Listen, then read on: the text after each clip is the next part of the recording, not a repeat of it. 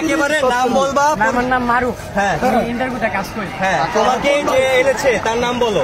এই যে আমি তো বললাম আমার নাম বলো। সুমন। সে কি করে? সে তো এই যে বললো না, সে একজন স্টুডেন্ট কিন্তু মানে আসছে কেন? তোমরা এটা কেন করছিল? আমার নিয়ে আসছে ভাই। এখন এটা কেন কি বলে তোমাকে নিয়ে আসছে? সে কি কোনো রাজনৈতিক সংগঠনের সাথে যুক্ত? সেটা তো ভাই যুক্ত নাকি যুক্ত? একটু আগে তুমি বলছো কেন যুক্ত নাকি যুক্ত না? হ্যাঁ যুক্ত তো। কোন কেসের সাথে যুক্ত? সেটা তো আমি কিন্তু রাজনীতি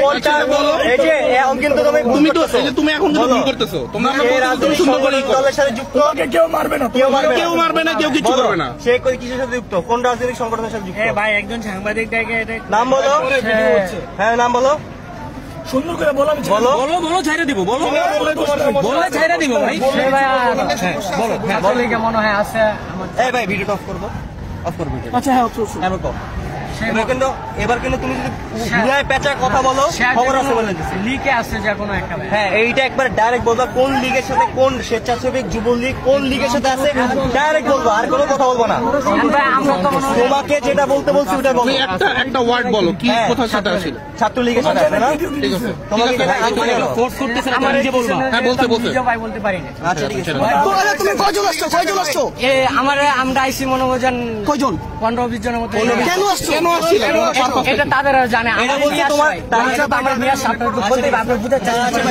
ভাই বুঝা হয়ে গেছে।